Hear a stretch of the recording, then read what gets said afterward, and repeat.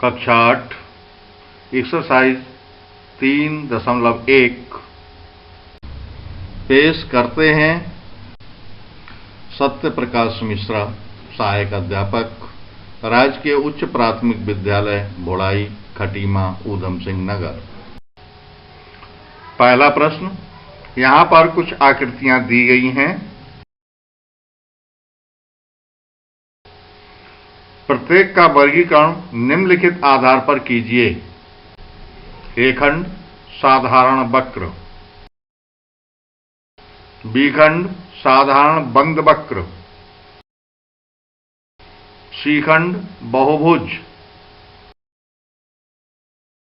D खंड उत्तल बहुभुज, ई खंड अवतल बहुभुज। अब इसका उत्तर देखते हैं। इसमें उसने साधारण वक्र के बारे में पूछा था, कौन कौन सी आकृतियां साधारण वक्र हैं।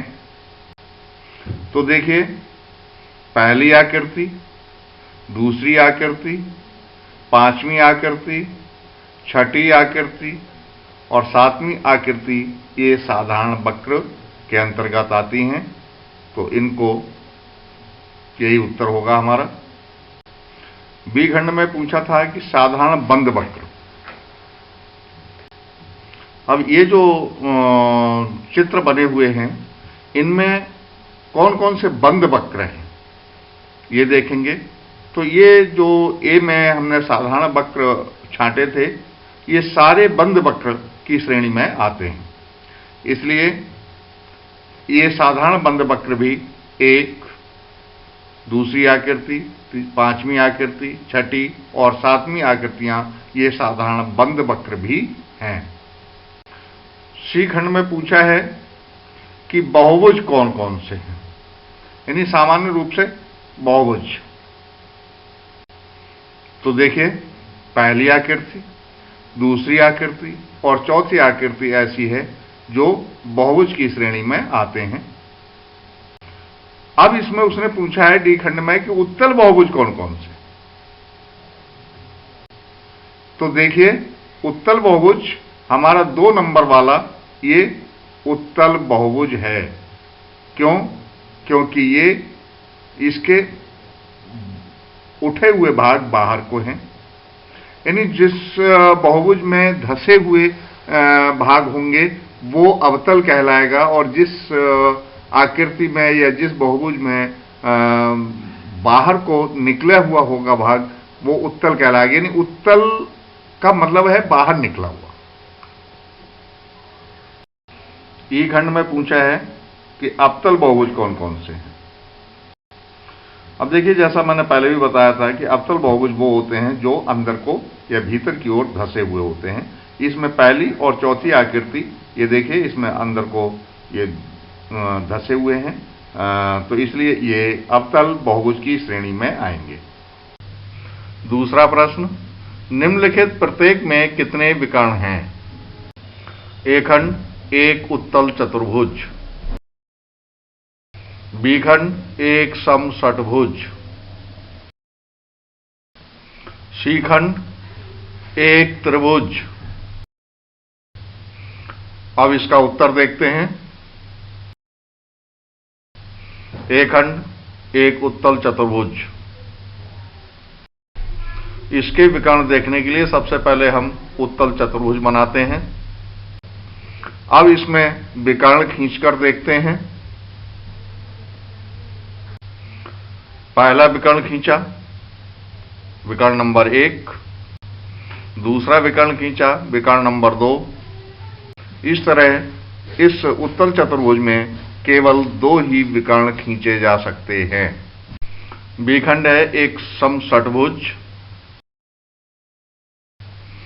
इसमें कितने विकर्ण खींचे जा सकते हैं, इनकी संख्या देखने के लिए सबसे पहले हमने एक सम षटभुज का निर्माण किया। अब सबसे पहले इसके एक बिंदु से विकर्ण खींच कर देखते हैं। देखिए, इस बिंदु से ये 3 विकर्ण खींचे जा सकते हैं। इसी प्रकार दूसरे बिंदु से भी 3 विकर्ण खींचे जा सकते हैं।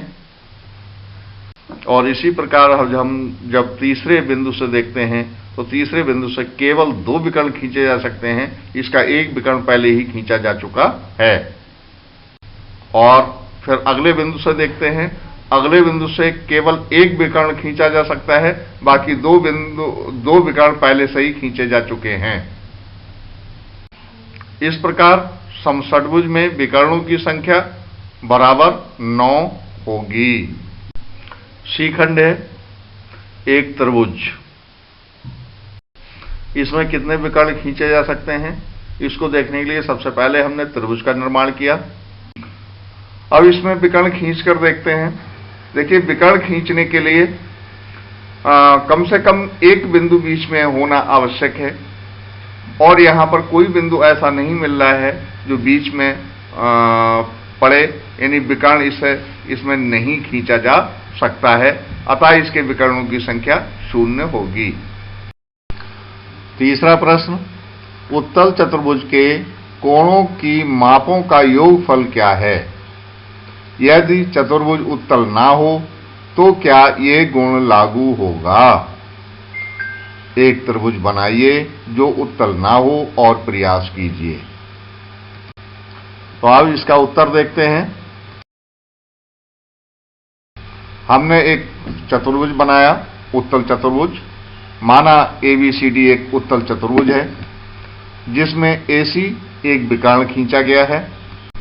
अब इसके कोणों का योग देखते हैं। कोण A प्लस कोण B प्लस कोण C प्लस कोण D, यानी चारों कोणों का योग बराबर, यानी कोण 1 प्लस कोण 2 प्लस कोण 3 प्लस कोण 4 प्लस कोण 5 प्लस कोण 6।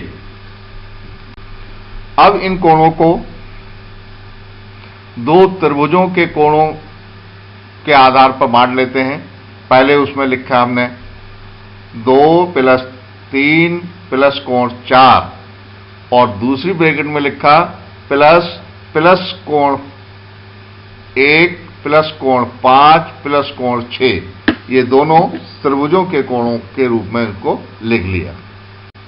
हम पहले से जानते हैं कि त्रिभुज के तीनों कोणों का योग 180 अंश होता है, तो पहले त्रिभुज के कोणों का योग 180 हो गया, और इसी प्रकार दूसरे त्रिभुज के कोणों का योग भी 180 हो गया। और इस प्रकार जब हम इनको जोड़ते हैं तो हमें पूरे आकृति के कोणों का योग प्राप्त होता है 360। यानी ABCD एक जो उत्तल चतुर्भुज हमने बनाया था उसके कोणों का योग 360 होता है। अब अवतल चतुर्भुज का निर्माण करते हैं। हमने ABCD एक अवतल चतुर्भुज का निर्माण किया है। इसमें भी BD को हमने मिलाकर 2 त्रिभुजों में, इस चतुर्भुज को 2 त्रिभुजों में हमने विभक्त कर दिया। इस आकृति के सभी कोणों का योग ज्ञात करने के लिए हमने सभी कोणों को जोड़ दिया, यानी कोण A प्लस कोण B प्लस कोण C प्लस कोण D बराबर, यानी कोण 1 प्लस कोण 2 प्लस कोण 5 प्लस कोण 6 प्लस कोण 4 प्लस कोण 3। अब इन कोणों को 2 ब्रैकेटों में इस तरह से विभाजित किया कि पहले ब्रैकेट में ABD त्रिभुज के सारे कोणों का योग आ जाए, और दूसरे ब्रैकेट में BCD त्रिभुज के कोणों का योग आए। इसके लिए कोण 1 प्लस कोण 2 प्लस कोण 3 पहली ब्रैकेट में, और दूसरी ब्रैकेट में हमने लिखा कोण 4 प्लस कोण 5 प्लस कोण 6।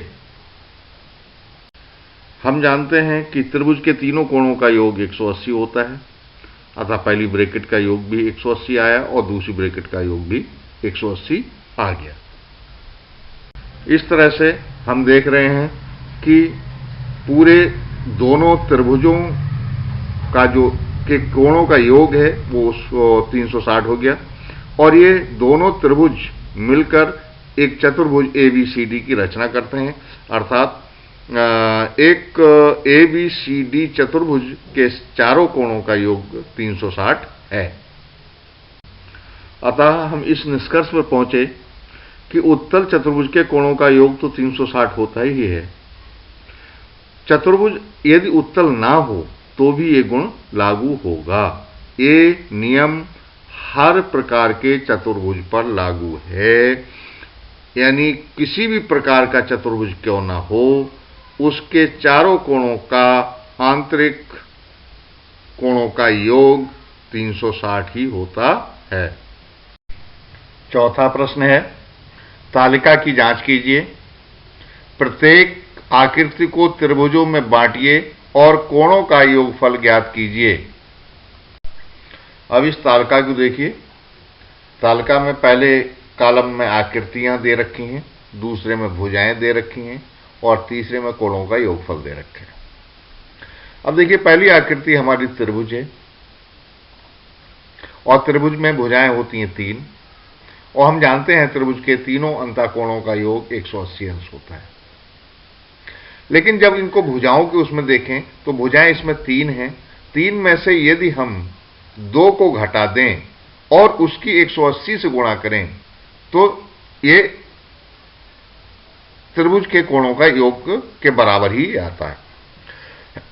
दूसरे में देखिए, इसमें एक चतुर्भुज दे रखा है, आयत दे रखा है, और आयत में विकर्ण खींच के इसको 2 भागों में, 2 त्रिभुजों में इसको बांटा गया है।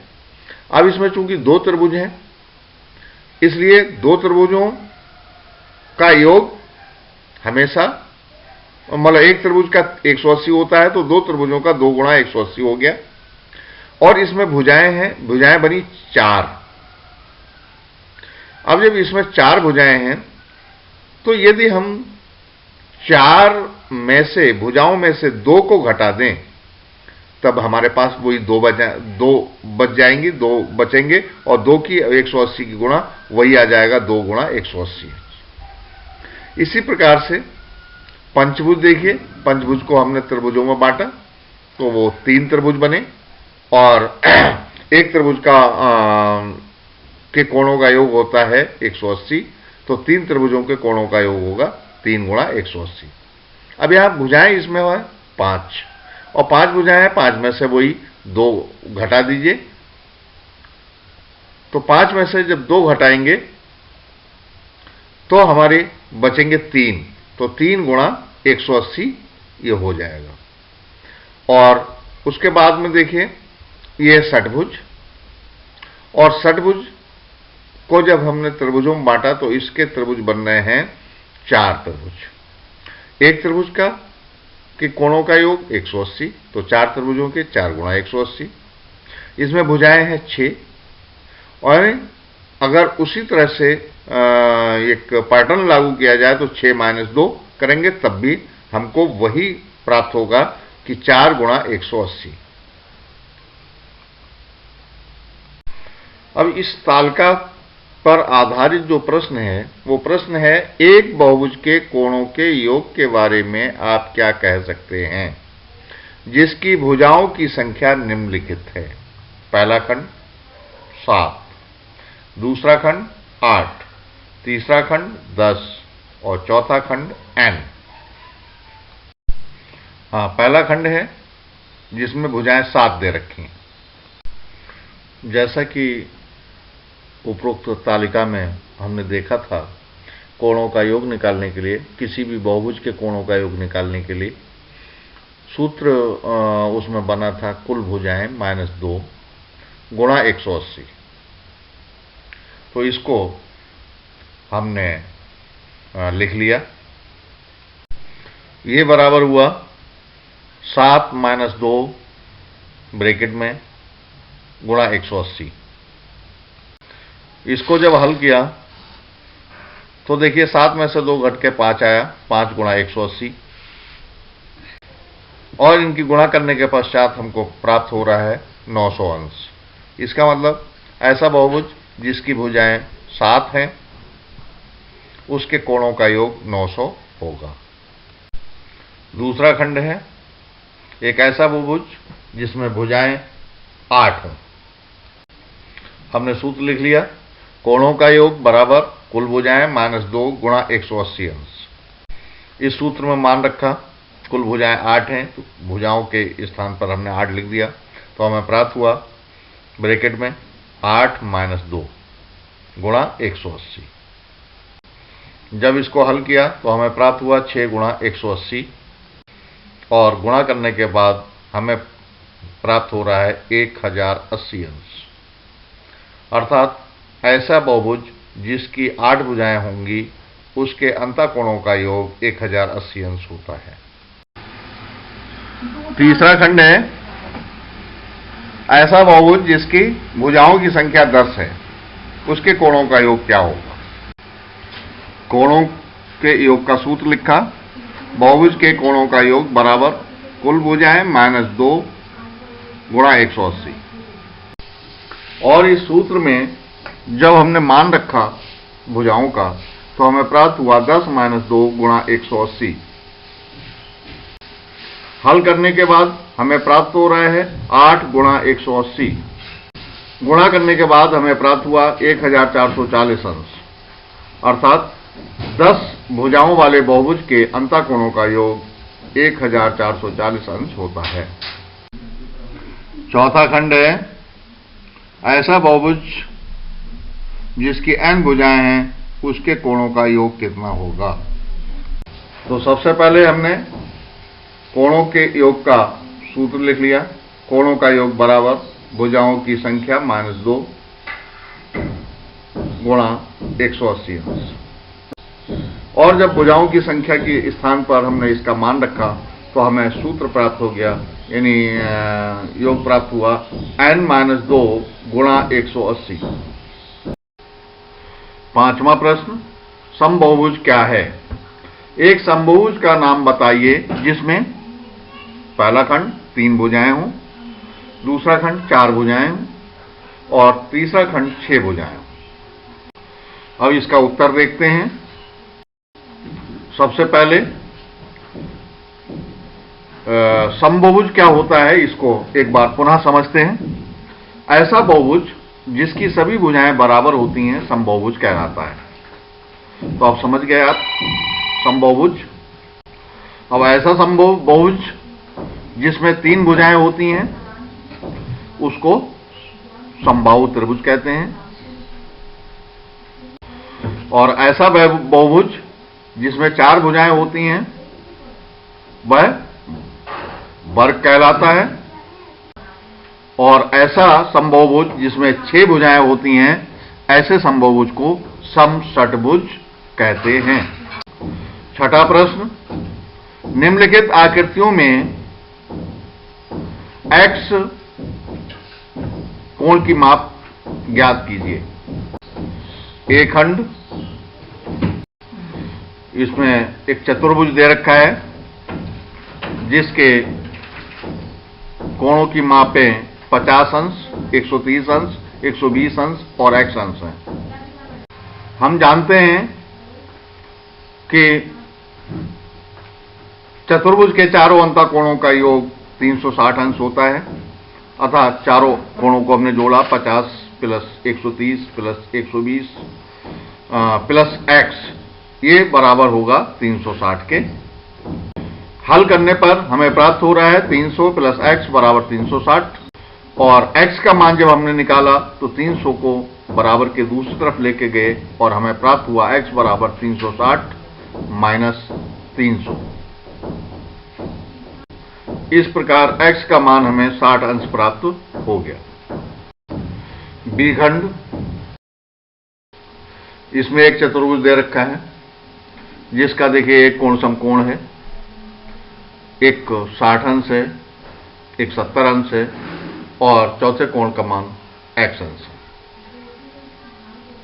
अब चूंकि हम जानते हैं कि चतुर्भुज के चारों अंतःकोणों का योग 360 अंश होता है, तो इसमें देखिए ये बाहर की साइड में यानी बाह्य कोण 90 अंश का दे रखा है, तो अंतःकोण भी इसका 90 अंश का होगा। फिर दूसरा 60 अंश, तीसरा 70 अंश और चौथा x अंश, ये चारों कोणों का योग बराबर 360 है। हल करने के बाद हमें प्राप्त हो रहा है 220 प्लस x बराबर 360। x का मान निकालने के लिए 220 को हम बराबर के दूसरी तरफ लेके गए तो हमको प्राप्त हुआ x बराबर 360 माइनस 220, और इस प्रकार x का मान हमें 140 अंश प्राप्त हो गया। सी खंड, इसमें एक पंचभुज दे रखा है जिसमें दो बाह्य कोण दे रखे हैं और दो कोण बराबर हैं जिनका मान x है, और पांचवा कोण 30 अंश का है। इसमें x का मान पूछा है। इस पंचभुज के कोणों का योग हमने लिखा, यानी पहला 70 अंश का जो बाह्य कोण दे रखा है उसका अंतः कोण होगा 180 माइनस 70। दूसरा जो बाह्य कोण 60 अंश दे रखा है उसका अंतः कोण होगा 180 माइनस 60। इन दोनों कोणों को हमने लिख लिया, जोड़ लिया। 180 minus 70 plus 180 minus 60 plus x plus 30 plus x, ये बराबर होगा कुल भुजाएं माइनस 2 गुणा 180। इसको सरल करने के बाद हमें प्राप्त हो रहा है 110 अंश प्लस 120 अंश प्लस 30 अंश प्लस 2x, ये बराबर हुआ 5 माइनस 2 गुणा 180। सरल करने के बाद हमें प्राप्त हो रहा है 260 प्लस 2x बराबर 3 गुणा 180, और हल जब किया तो हमें प्राप्त हुआ 2x बराबर 540 माइनस 260। इस प्रकार 2x का मान हमें प्राप्त हुआ 280। x का मान निकालने के लिए 2 को जब दूसरी तरफ ले गए तो हमें प्राप्त हुआ x बराबर 280 बटे 2, और इस प्रकार x बराबर 140 अंश उत्तर मिल गया। डी खंड, इसमें एक समपंचभुज दे रखा है और x का मान इसमें पूछा गया है। तो अभी हमने पहले सीखा था कि 5 भुजाओं वाले समबाहुभुज के अंतः कोणों का योग 540 होता है। तो x, इसके अंतः कोण सारे बराबर होंगे और एक चूंकि x है इसलिए पांचों अंतः कोणों का योग 5x होगा। तो 5x बराबर 540। x का मान निकालने के लिए 5 को दूसरी तरफ ले गए तो हमें प्राप्त हुआ x बराबर 540 बटा 5, और भाग देने के बाद हमें x का मान 108 प्राप्त हो गया, यानी x का मान 108 है। 7वां सवाल का एक खंड है, x plus y plus z ज्ञात कीजिए।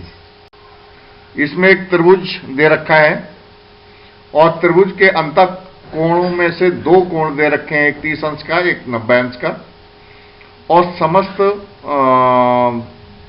बाह्य कोण पूछे हैं x y z के रूप में। x का मान निकालने के लिए देखिए ये सीधी रेखा है, ऐसे ही दोनों कोणों का योग है 180। तो 180 में से अगर हम 90 घटा दें तो हमें x का मान प्राप्त हो जाएगा। तो x बराबर 180 माइनस 90, और हल करने के बाद हमें प्राप्त हो रहा है x का मान 90 अंश। अब y का मान निकालने के लिए देखिए y का जो अंतः कोण है उसके अतिरिक्त बाकी दोनों कोण दे रखे हैं। तो सबसे पहले तो हमको ये कोण पता होना चाहिए, अंतः कोण इसका, इसके साथ वाला। तो इसका अंतः कोण निकालने के लिए 180 में से 90 और 30 के योग फल को घटा दें तो हमको उसका अंतः कोण पता लग जाएगा।